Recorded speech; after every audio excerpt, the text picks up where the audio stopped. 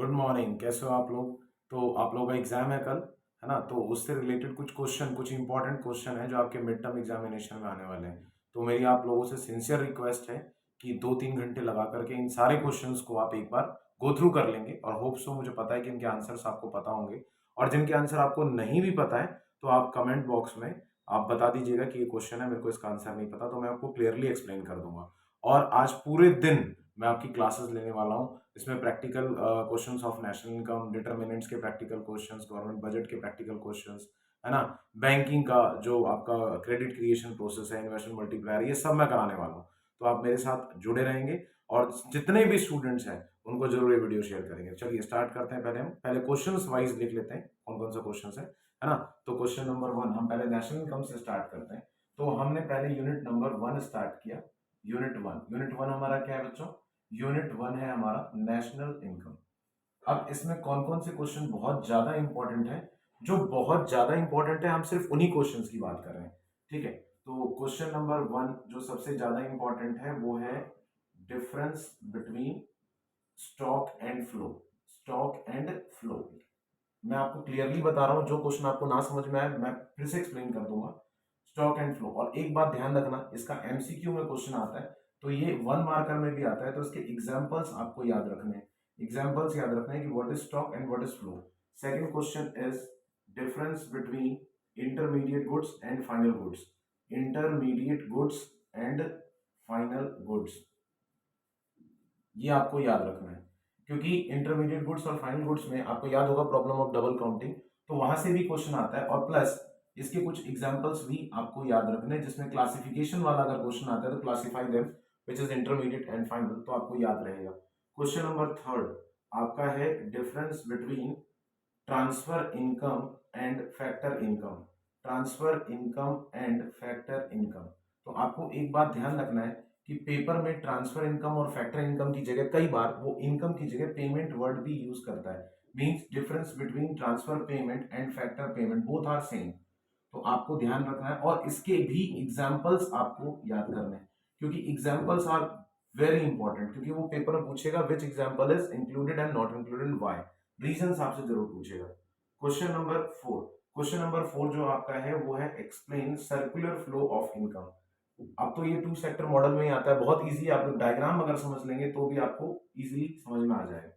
जिस क्वेश्चन, मैं बार बार क्लियरली बोल रहा हूं, जिस क्वेश्चन का आंसर आपको नहीं आता आप इमीडिएट कमेंट बॉक्स में बताएंगे और मैं तुरंत उसका रिप्लाई करूंगा। ठीक है, तो circular flow of income in 2 sector model, तो 2 सेक्टर में ही सर्कुलर फ्लो ऑफ इनकम आता है, वो आपको पता है बहुत अच्छे से। ठीक है, तो आप ये कर लोगे क्वेश्चन विद डायग्राम, ध्यान रखना ये जब भी एक्सप्लेन करना है तो विद डायग्राम एक्सप्लेन करना है आपको।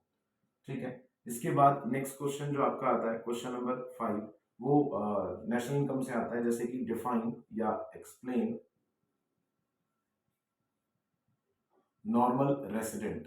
नॉर्मल रेसिडेंट, इसको एक्सप्लेन करने के लिए पूछेगा कि who is the resident of economy और इंडिया, कौन रेसिडेंट माना जाएगा, तो ये क्वेश्चन 3 मार्कर क्वेश्चन है। ठीक है, क्वेश्चन नंबर 6 डिफाइन या एक्सप्लेन या शॉर्ट नोट लिखने के लिए आ सकता है ऑन डोमेस्टिक टेरिटरी, है ना? तो डोमेस्टिक टेरिटरी के लिए आ सकता है आपका एक्सप्लेन करने के लिए कि घरेलू सीमा हमारी कौन सी है। ठीक है, तो ये पेपर में आएगा। इसके अलावा question number 7 difference between NDPFC. NDPFC means domestic income and national income यानी कि एनएनपीएफसी। ठीक है, इससे रिलेटेड क्वेश्चंस आपको पूछ सकता है वो। इसके अलावा क्वेश्चन नंबर 8 मैं पूरा यूनिट का बता रहा हूँ, मींस चैप्टर 1 से लेकर के चैप्टर 4 तक के ये क्वेश्चंस हैं। चैप्टर 1 टू चैप्टर 4 आपको सिर्फ आज में जो रिवाइज करना है वो यही रिवाइज करना है सिर्फ। ठीक है, विद एग्जांपल्स। ओके, अब आते हैं क्वेश्चन नंबर 8 में प्रिकॉशंस। आपको प्रिकॉशंस देखने हैं। अब ये प्रिकॉशंस किस किस के देखने हैं, तो एक बात ध्यान रखना, आप ये प्रिकॉशंस तीनों मेथड्स के देखोगे, है ना? 5-5 पॉइंट है और लगभग सब में सेम है ना? तो अगर मैं देखूं वैल्यू एडेड मेथड का प्रिकॉशंस, या मैं देखूं इनकम मेथड प्रिकॉशंस, या मैं देखूं एक्सपेंडिचर मेथड प्रिकॉशंस, तो आपको इन तीनों के प्रिकॉशंस ध्यान में रखने हैं। अगर किसी को नहीं आता है, अगेन आई रिपीट कि आपको जुड़े रहना है कंटिन्यूअसली आज पूरे दिन, तो मैं इसमें प्रैक्टिकल क्वेश्चंस वगैरह सब कराऊंगा। तो आप कमेंट बॉक्स में क्वेश्चन बताओगे, मैं आंसर यहाँ बताऊंगा आपको। तो value added method, income method और एक्सपेंडिचर मेथड, इन तीनों के प्रिकॉशंस, पेपर में कोई एक आएगा, तीनों नहीं आते, ठीक है। तो ये तीनों आपको करना है। इसके अलावा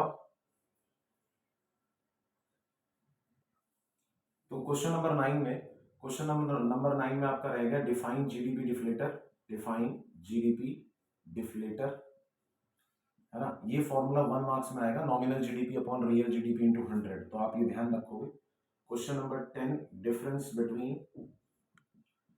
between nominal GDP and real GDP.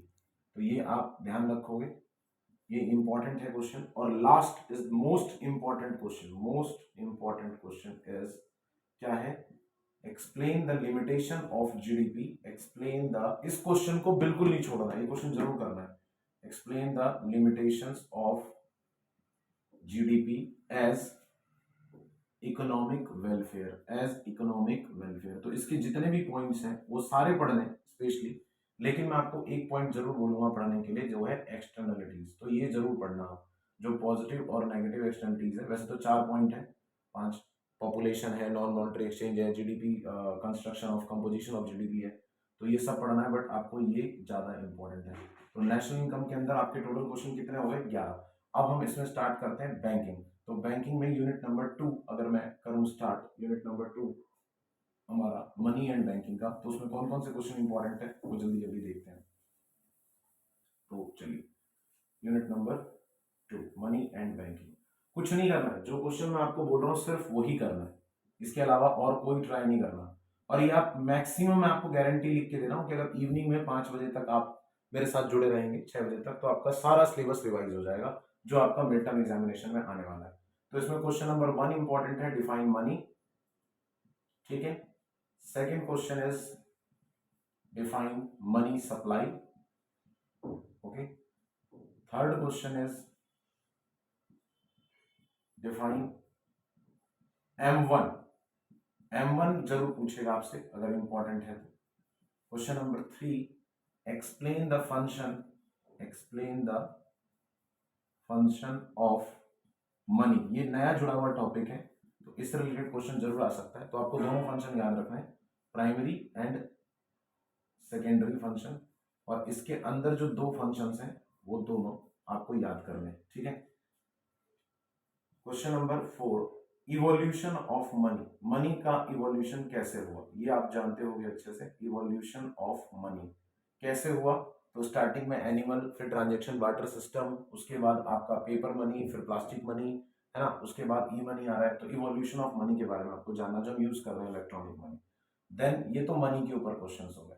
अब आते हैं बैंकिंग, ठीक है। तो बैंकिंग के ऊपर क्वेश्चन में सबसे इंपॉर्टेंट क्वेश्चन जो है, जिसको छोड़ना ही नहीं है, वो है question number 1 is explain the credit creation या मनी क्रिएशन या money multiplier function of commercial bank. ये आप जानते होंगे, कॉमर्शियल बैंक का ये फंक्शन है। अगर कोई क्वेश्चन आपको नहीं आता है तो आप जरूर कमेंट बॉक्स में पूछेंगे। ये मोस्ट इंपॉर्टेंट क्वेश्चन है, this one is. And second is most important question again, explain the credit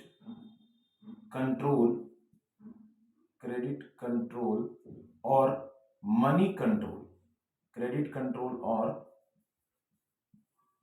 money control function of central bank,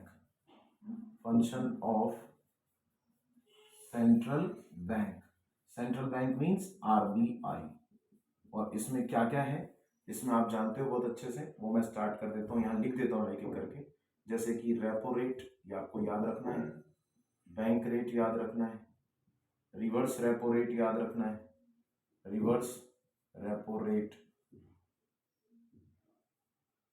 SLR, CRR, open market operation, open market operation, margin requirement, margin requirement, है ना। ये सब चीजें आपको करनी है, ये आपको जरूर जरूर करना है, इसको नहीं छोड़ना। देन क्वेश्चन नंबर थर्ड, अगर मैं बैंकिंग का स्टार्ट करूं यहां से, तो क्वेश्चन नंबर थर्ड बैंकिंग का जो क्वेश्चन है वो है आरबीआई के फंक्शंस। ये 3 क्वेश्चन आपको करके जाना है, ठीक है। Functions of RBI, question number 3, functions of RBI. RBI के कौन कौन से फंक्शंस होते हैं, तो इसमें आपको पता है bank of issue, bank of issue, इस सबको डिटेल में मैं पढ़ाने वाला भी हूँ आज, है ना। तो पहले आपकी कमेंट्स क्वेरी सॉल्व करूंगा, उसके बाद मैं स्टार्ट करूंगा दोबारा से। एक एक टॉपिक को फिर से देखेंगे जल्दी जल्दी। बैंक ऑफ इशू और बैंकर्स बैंक या supervisor of all bank, bankers bank हो गया। फिर उसके बाद supervisor of all bank, supervisor of all banks. फिर उसके बाद आ गया गवर्नमेंट बैंक या बैंकर ऑफ गवर्नमेंट कह दो सीधे सीधे, banker of government, banker of government. Then इसके बाद बैंकर ऑफ गवर्नमेंट के बाद आ गया तुम्हारा clearing house function, clearing house, ठीक है। इसके अलावा lender of last resort, of last, ठीक है। इसके अलावा ये हो गए, ठीक है। तो इनमें से जो कुछ आपको इंपॉर्टेंट है, तो ये आरबीआई के फंक्शंस हैं जो कि आपका इंपॉर्टेंट है, ठीक है। तो यूनिट नंबर 3 में आपका जो क्वेश्चन नंबर 1 इंपॉर्टेंट है। Unit 3 is determinants of income and employment, most important unit है। तो बहुत वास्ट सिलेबस है इसका, लेकिन इसके अंदर हमें क्या क्या पढ़ना है वो हमें ध्यान रखना है। तो क्वेश्चन नंबर 1 की अगर मैं बात करूं तो इसमें सबसे पहला क्वेश्चन आता है कि explain consumption function, explain consumption function with diagram. एक बात ध्यान रखना, विद डायग्राम, विद डायग्राम, ठीक है। दूसरा question explain saving function, explain saving function with diagram, explain saving function with diagram. Third question is explain the derivation of, explain the derivation of saving curve with the help of consumption curve, with the help of consumption curve। फिर similar question, explain the derivation of, most important question है ये दोनों, आप जरूर करेंगे इसको, derivation of consumption curve, consumption curve with the help of saving curve, saving curve की help से कंजम्पशन कर्व बनाओ, इसमें कंजम्पशन कर्व की हेल्प से सेविंग कर्व बनाओ। किसी भी क्वेश्चन में अगर आपको डाउट होगा कमेंट बॉक्स में तुरंत पूछेंगे, मैं रिप्लाई करूंगा आपको। और जरूर ज्वाइन करना है आपको, मैं जो ग्रुप आपको भेज रहा हूँ इंस्टाग्राम का उसको जरूर ज्वाइन करना है ना। तो टेलीग्राम ग्रुप जो मैं आपको भेज रहा हूँ, लिंक में आपके दिया हुआ है डिस्क्रिप्शन में, उसको जरूर ज्वाइन करें। किसी भी डाउट्स, किसी भी क्वेरी, नोट्स, पीडीएफ के लिए जरूर ज्वाइन करें टेलीग्राम ग्रुप। तो नेक्स्ट है हमारा इसके अंदर इंपॉर्टेंट कि explain, most important, not important, most important, explain the investment multiplier, explain the investment multiplier process with numerical example, with numerical example. ये क्वेश्चन जरूर पूछेगा आपसे, ठीक है। इसके बाद question number 6, explain equilibrium, equilibrium के बारे में बात करेगा एडी एंड एएस अप्रोच से, ठीक है। और in case of excess demand how it will control with monetary policy, monetary policy, monetary policy का मतलब होता है आरबीआई की policy, bank rate, open market operation से कैसे कंट्रोल करेंगे, तो ये आरबीआई की पॉलिसी हो गई। और अगर इसी क्वेश्चन को दूसरी लैंग्वेज में पूछूं, है ना, तो ये हो सकता है एक्सेस डिमांड का मतलब क्या बताया था, इन्फ्लेशन, इन्फ्लेशन के केस में इसको कैसे कंट्रोल करोगे आप, और मॉनेटरी पॉलिसी के अलावा दूसरा आपसे पूछ सकता है वो फिस्कल पॉलिसी। फिस्कल पॉलिसी मतलब गवर्नमेंट की क्या पॉलिसी हो सकती है इन्फ्लेशन को कंट्रोल करने के लिए, ये सब हम सीखेंगे, है ना। ये सब अभी मैं बताऊंगा आपको। किसी भी क्वेश्चन में डाउट होगा पूछ लेना। क्वेश्चन नंबर 7 जो आपका है वो है explain situation when AD is greater than AS, ठीक।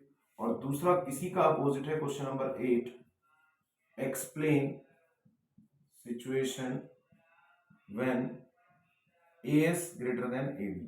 और फिर इसको आप कंट्रोल कैसे करोगे, ये भी क्वेश्चन पेपर में आता है, ठीक है।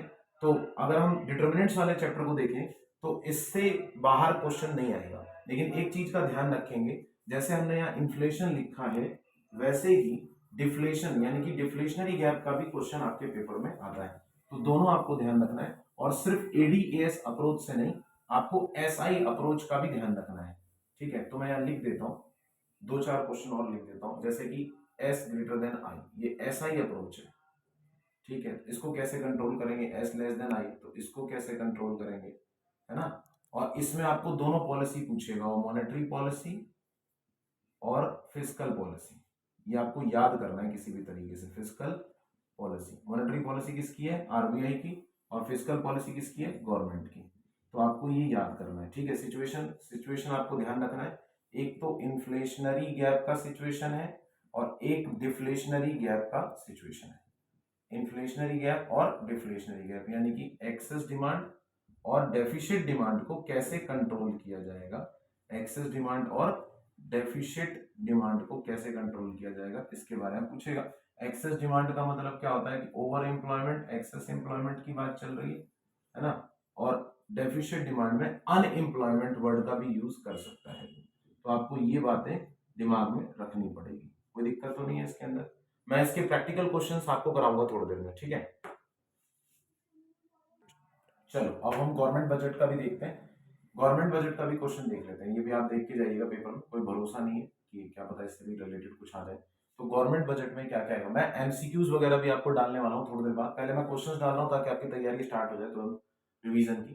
तो संडे है आज, पूरे दिन में कर लोगे आप लोग। गवर्नमेंट बजट का पहला क्वेश्चन है explain the objectives, explain the most important question है, explain the objectives of government budget.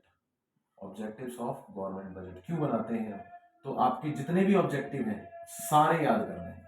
Distribution of income and wealth, है ना, और गवर्नमेंट बजट स्टेबिलिटी, है ना, इकोनॉमिक स्टेबिलिटी, ये सब आपको याद करना है। Question number 2, difference between revenue budget and capital budget, revenue budget and capital budget, इसके बारे में ध्यान रखना है, ठीक है। तीसरा question, difference between revenue receipt and capital receipt. इसके तो एग्जांपल्स बहुत इंपॉर्टेंट है दोनों के, रेवेन्यू रिसिप्ट, इसके ऊपर प्रैक्टिकल क्वेश्चंस भी आता है, वो भी मैं कराऊंगा आज आपको। क्वेश्चन नंबर 4, तो ये हो गया रेवेन्यू रिसिप्ट और कैपिटल रिसिप्ट। इसके बाद आता है आपका नेक्स्ट क्वेश्चन इज डिफाइन, फॉर्मूले के साथ, डिफाइन विद फॉर्मूला क्या क्या आ सकता है। तो फिस्कल डेफिशिट, पहले तो रेवेन्यू डेफिशिट क्या होता है, रेवेन्यू डेफिशिट, फिस्कल डेफिशिट और प्राइमरी डेफिशिट, इन तीनों का आप फॉर्मूला याद कर लोगे, जरूर करके जाना, इसको छोड़ना मत। और तीनों के फॉर्मूले याद करना है, तीनों की डेफिनेशन याद करनी है, ठीक है। और the last question of the government budget is कि इसके अंदर आपको याद करना है कि कौन एक्सप्लेन, जैसे कि आता है केस बेस्ड क्वेश्चन आ सकता है।